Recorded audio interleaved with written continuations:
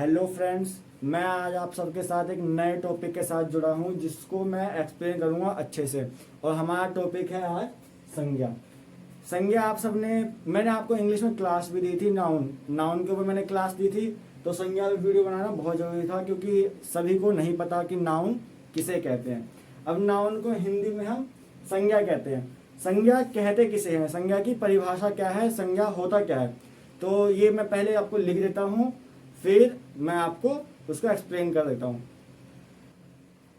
मैंने यहाँ पे संज्ञा की परिभाषा लिख दी है। संज्ञा कहते किसे, किसी प्राणी, वस्तु, स्थान, गुण या भाव के नाम को संज्ञा कहते हैं। प्राणी, वस्तु, स्थान, गुण या भाव। प्राणी क्या होता है, जैसे मैं एक लड़का हूँ, मैं एक प्राणी हूँ ना। जो भी जीव जंतु हो जो सांस ले सके हम उसे ही प्राणी कहते हैं। वस्तु कोई चीज जैसे कि ये एक क्या है, ये मार्कर, ये भी तो एक वस्तु है ना। तो जिस चीज में किसी प्राणी, वस्तु, स्थान, भाव या गुण का बोध हो या किसी उस लाइन में हमें इन सभी चीजों के बारे में पता चले उसे हम संज्ञा कहते हैं। अब आप ये देख रहे हो गुण और या भाव। गुण या भाव किसे कहते हैं, गुण मतलब उसके अंदर की अच्छाई, बुराई, ये सब गुण होते हैं। और भाव, हंसना, रोना, खेलना, ये उसके भाव है। तो मैंने संज्ञा की डेफिनेशन लिख दी है। संज्ञा कितने प्रकार के होते हैं, मैंने आपको ऊपर संज्ञा समझा दिया। संज्ञा कितने प्रकार के हैं वो समझाना भी बहुत जरूरी है।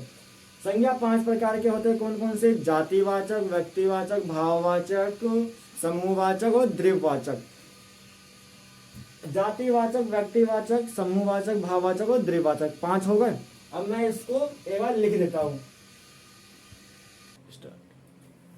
मैंने आपको ये सभी पांचों के पांचों लिख दिए हैं, इसके कितने प्रकार के होते हैं। और व्यक्तिवाचक संज्ञा होता है क्या है, व्यक्तिवाचक संज्ञा से हम ये समझते हैं जब किसी विशेष व्यक्ति, वस्तु, स्थान का अगर बोध हो तो हम उसे व्यक्तिवाचक संज्ञा कहते हैं। अब जो मैं व्यक्तिवाचक का तो मैं डेफिनेशन लिखने वाला हूँ, लेकिन मैं आपको यहाँ समझा देता हूँ कि व्यक्तिवाचक संज्ञा होता क्या है। अब जैसे कि मैंने कहा किसी विशेष व्यक्ति, वस्तु या स्थान का बोध हो उसे हम व्यक्तिवाचक संज्ञा कहते हैं। जैसे विशेष व्यक्ति क्या हो गए, सोनिया गांधी, ये बहुत ही विशेष व्यक्ति थे, महत्वपूर्ण व्यक्ति थे, तो इनको हमने व्यक्तिवाचक संज्ञा में डाला। और स्थान, अब लाल किला है, ताजमहल है, कुतुब मीनार है, ये तो हमारे बहुत ही महत्वपूर्ण है ना, बहुत ही विशेष है, इसलिए हमने व्यक्तिवाचक में डाला है। और जैसे कि कोई अब वस्तु भी तो होगी, वस्तु क्या, कार सबके पास नहीं होती, इसलिए यहाँ पे अब हम कार को भी विशेष वस्तु मान सकते हैं, इसीलिए व्यक्तिवाचक में हमने उन सबको डाला है। अब जातिवाचक संज्ञा क्या है, जातिवाचक संज्ञा में किसी चीज की, किसी व्यक्ति, वस्तु या स्थान का जाति पर चल सके हम उसी को जातिवाचक संज्ञा कहते हैं। और भाववाचक में हम किसी व्यक्ति वस्तु का अगर हम भाव जान सके, जैसे कि व्यक्ति में मैं कैसे कह सकता हूँ, हाँ मैं खुश हूँ, ये क्या है, मेरा भाव है, मैं खुश हूँ, तो ये व्यक्ति का तो भाव पर चल रहा है ना। और फिर समूहवाचक किसे कहते हैं, मैंने आपको इंग्लिश में भी समझाया था, नाउन में समूह किसे कहते हैं। समूह जैसे कि अब क्लास में बहुत सारे बच्चे हैं, तो वो क्या है, समूह में है ना। समूहवाचक वही होते हैं जो चीज गुच्छ में हो, समूह में हो, हम उसे ही समूहवाचक संज्ञा कहते हैं। और द्विवाचक संज्ञा किसे कहते हैं, द्विवाचक संज्ञा में हम किसी चीज को छू सके, जैसे गेहूं, चावल, ये सब हमारे द्विवाचक में है, जो एक कठोर चीज हो।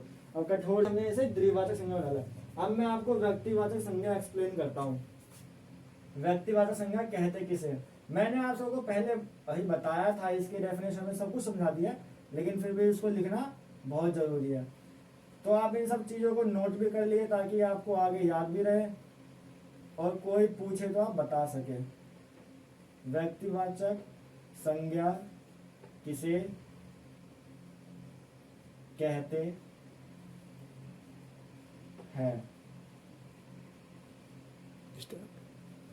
ये रही व्यक्तिवाचक संज्ञा की परिभाषा।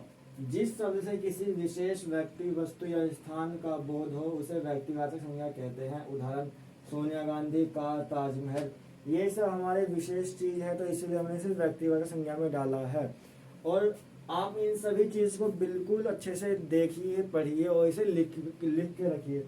और अगर आपको कोई और चीज़ अपने मन की चाहिए तो आप मेरे को कमेंट सेक्शन में बता सकते हैं, और तो मैं आपको उस चीज़ के ऊपर टॉपिक पे वीडियो बना के डाल सकता हूँ। तो उस चैनल को सब्सक्राइब प्लीज़ कीजिए। मैं आप सभी को पहले व्यक्तिवाचक संज्ञा पढ़ा चुका हूँ, आज मैं पढ़ाने जा रहा हूँ जातिवाचक संज्ञा।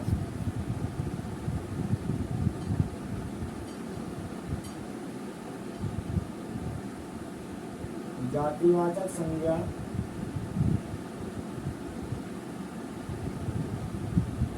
किसे कहते हैं?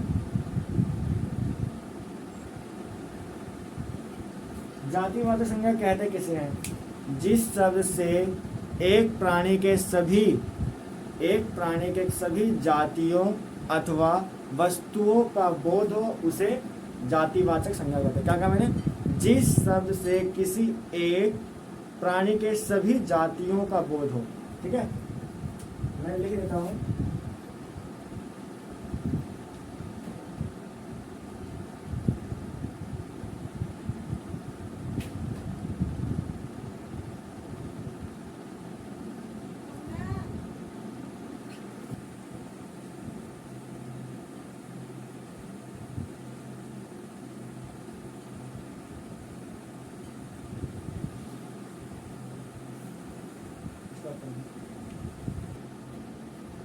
मैंने यहाँ पे आप सभी को पूरा जातिवाचक संज्ञा का डेफिनेशन लिख के दिखा दिया। अब इसमें क्या लिखा है? जिस शब्द से किसी एक जाति के सभी प्राणियों अथवा वस्तुओं का बोध हो उसे जातिवाचक संज्ञा कहते हैं। जैसे मैं लड़का पशु पक्षी लिखा है, मैंने इसमें क्या होता है कि किसी एक जाति का, अब लड़का इसमें क्या है? जाति, लड़का जाति है। और लड़के में किस किस का नाम आता है? दिनेश, रमेश, महेश, ये सब क्या है?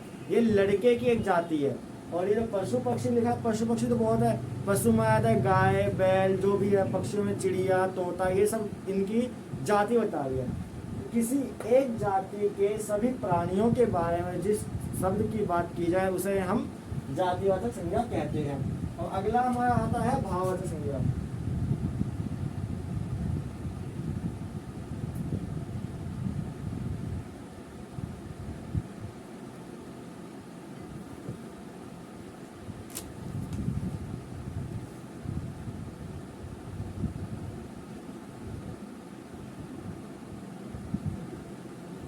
अब पहले मैं आपको इसकी डेफिनेशन लिख देता हूँ। अब मैंने इसमें भाववाचक संज्ञा की भी परिभाषा लिख दी है कि जिन शब्दों से किसी प्राणी या पदार्थ के गुण, भाव, स्वभाव का बोध होता है उसे भाववाचक संज्ञा कहते हैं। उदाहरण में लिखा उत्साह और ईमानदारी। अब ये जो उत्साह है, उत्साह में किस चीज के बारे में बताया जा रहा है? उत्साह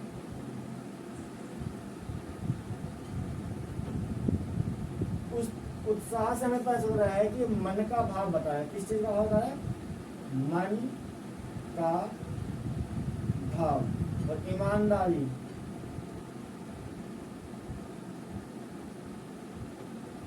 ईमानदारी किस चीज का भाव बता रहा है? अब मैं एक ईमानदार हूँ, ऐसे ये कहने की बात है, सब ईमानदार होते, लेकिन जो ईमानदारी है, इस ईमानदारी में हम गुण का भाव पता चल रहा है। क्या मतलब है? हमें गुण, ईमानदारी एक गुण है। उत्साह मन का भाव है। उत्साह, खुशी, दुखी, ये सब किस चीज में आता है?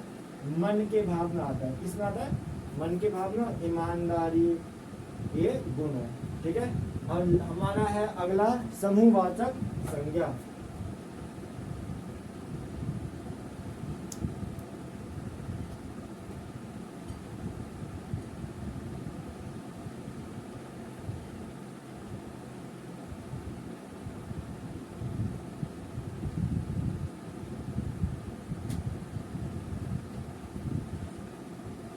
समूहवाचक संज्ञा किसे कहते हैं?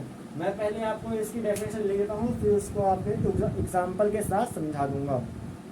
ये रहा हमारा समूहवाचक संज्ञा का परिभाषा। जिस शब्द से वस्तु के समूह या समुदाय का बोध हो उसे समूहवाचक संज्ञा कहते हैं। उदाहरण में लिखा है भीड़, सभा, गुच्छा। अब आप ये देख रहे होंगे कि भीड़ और सभा, ये आपने कहीं ना कहीं सुना ही होगा। भीड़ किस चीज में होती है और सभा किस चीज में होती है? सभा हम यूज करते थे पहले, जब राजा महाराजा हुआ करते तो उनकी जो भीड़, मतलब जितने भी व्यक्ति वहाँ इकट्ठा होते थे तो वहाँ एक राज्यसभा होती थी जिसमें सभा बिठाई जाती थी। तो वही सभा यहाँ यूज की गई है। समूहवाचक में सभा और भीड़ का यूज इसीलिए किया गया। अब भीड़ जो है ये किस चीज की भीड़ है? भेड़ बकरी की भीड़ तो है नहीं, ये आती है व्यक्तियों की भीड़ में। इसमें आती है ये व्यक्तियों की भीड़ में। और ये गुच्छा, गुच्छे में क्या होता है? गुच्छे में होता है क्या? अंगूर, अंगूर गुच्छे में वो एक वस्तु है। तो वस्तु जब गुच्छे में होते हैं और बाई चांस कोई और भी चीज हो जो हमें गुच्छे में मिलता है। अब गुच्छे में क्या मिलता है, एग्जाम्पल आप सब भी देख सकते हो, कहीं ना कहीं कुछ मिल जाएगा वो गुच्छे में, पता नहीं। लेकिन जब कोई चीज गुच्छे में होता है तो वो समूहवाचक संज्ञा में ही कहलाता है। और मैंने गुच्छे का एग्जाम्पल आपको दिया, जैसे अंगूर गुच्छे में होता है। और नेक्स्ट जो हमारा है वो रह रहा है द्विवाचक संज्ञा। मैं आपको यहाँ पर रफ करता हूँ, फिर उसको लिख के फिर आपको समझाता हूँ।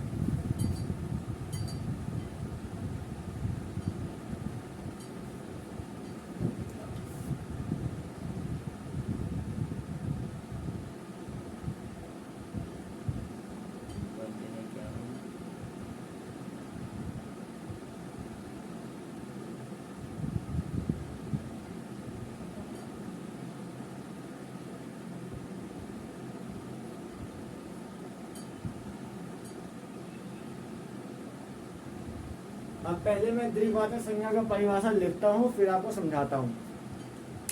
द्विवाचक संज्ञा किसे कहते हैं? जिस संज्ञा से नाप तोल वाली वस्तुओं का बोध हो। नाप तोल वाली वस्तुएं कौन सी होती है? जैसे हम चावल खाते हैं, चावल हो गया, कोई भी पदार्थ जैसे सोना चांदी तांबा पीतल, ये सब क्या है? इसको नापा तोला जाता है, नाप तोल करते हैं। और जो हम खाते हैं जैसे केला हो गया, ये भी नाप तोल में ही है, द्विवाचक संज्ञा है। चावल हो गया, गेहूं हो गया, ये सब नाप तोल में यूज किया जाता है ना।